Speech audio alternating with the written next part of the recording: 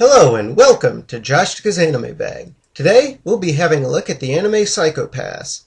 That is, Psycho-Pass as in bus pass, not psychopath as in a person suffering from chronic mental disorder with abnormal or violent social behavior.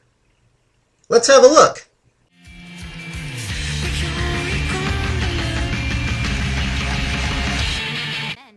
It is the, let's just call it distantly near-ish future. And the world, or Japan at least, has seemingly obtained utopia.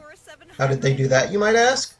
Better education, advanced job placement programs, mandatory psychological care? Well, yes and no.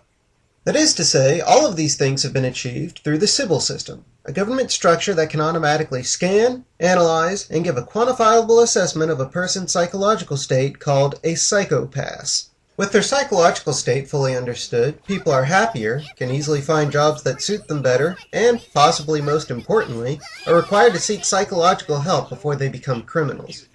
That's right. The Sybil system can tell if you're a potential criminal and, well, let's just say... Die!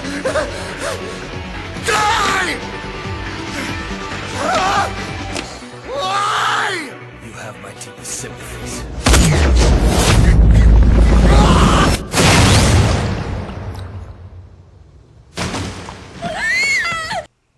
Heaven help you if your Psycho-Pass goes over the edge. Yep, seems that no matter how thorough your system is, some grains are still bound to slip through the cracks. That's where our main characters come in. To catch what little remains of Japan's criminal element, the Sybil system has employed two kinds of cops. Enforcers, whose psychopasses aren't much clearer than the criminals they chase, and who assess and stop the criminals with the help of their dominators. No, not those kind of dominators. And the inspectors, clear-minded cops, trusted with keeping the off-hinge enforcers in check.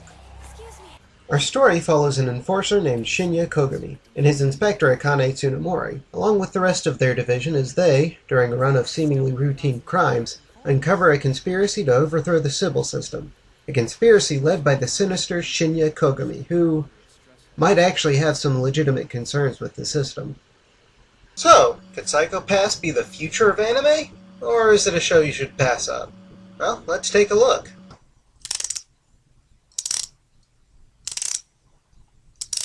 Aside from having good animation, the art design is almost perfect for this anime. The show draws obvious inspiration from cyberpunk movies like Blade Runner, Johnny Mnemonic, The Minority Report, and other such movies, taking the tech-heavy aesthetic of its cities while giving them a shinier, cleaner look, befitting the, at first, seemingly, utopian society the anime takes place in.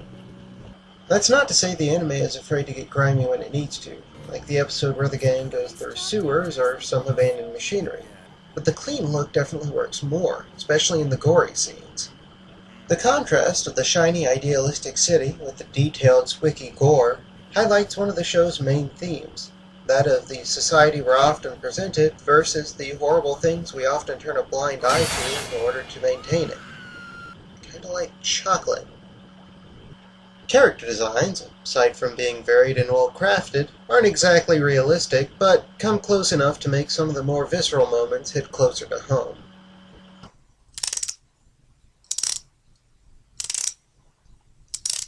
Now, some of you may have heard the term speculative science fiction thrown around, and may be wondering what it means. Well, to put it simply, it's a science fiction that considers the full application of a technology or scientific development and builds a story around exploring that concept and its implications, rather than starting with a story and using futuristic elements as a backdrop. While there are good stories in the non-speculative sci-fi genre, to be sure, I think the speculative formula takes full advantage of what science fiction has to offer, and boy does Psycho-Pass take advantage of its science fiction setting.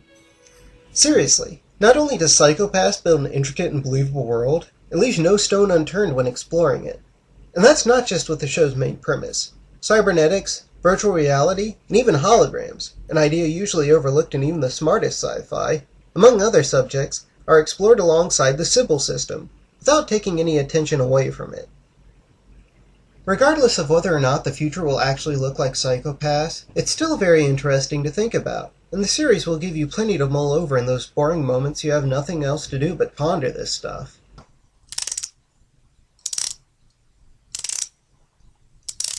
You know one thing that irks me about American science fiction? It's the overabundance of dystopian future stories. Don't get me wrong, I'm not saying all or even most sci-fi should be sunshine and roses, by any means, but sometimes it feels like 99% of American sci-fi can be summed up with the phrase, "Here's something cool from the future, and here's how it's going to kill all of us!" That's one thing I tend to like about science fiction anime. Not trying to be for or against anything, but just taking the middle road and simply asking, what if, rather than trying to condone or condemn it. The show does this excellently by showing the perks and flaws of the system by shifting from the hero's perspective to the villain Makishima's perspective. From the police's point of view, we see the good the system does, keeping peace, helping people's mental state, and making sure they all have jobs, while acknowledging some of the small problems, like the bad medical side effects of a lack of stress, the gap in the civil system's security, and maybe being a bit too controlling about that job you get. From Makishima's perspective, we see the over-controlling nature of the civil system, but we also find out what kind of anarchy could entail without it, or similar real-world systems. The back-and-forth debate lets us see both the pros and cons of the system. It doesn't tell us what to think of its future, it just presents the future, and lets you decide for yourself. And by doing this through the characters, it not only allows us to put ourselves in the story more easily, making us wonder what we would do in this world, it also adds depth to the characters themselves.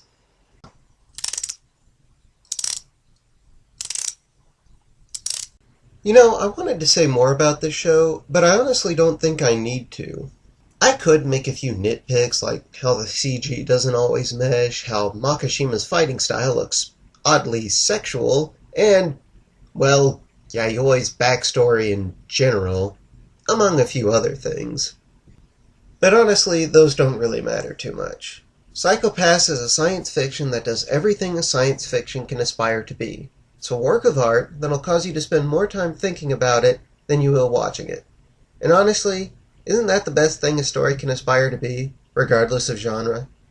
So, for being a thought-provoking exploration that leaves no stone unturned, I give Psycho-Pass 4 stars out of 4. So, good night, and hey, stay awesome. I'm going to class, 'cause I feel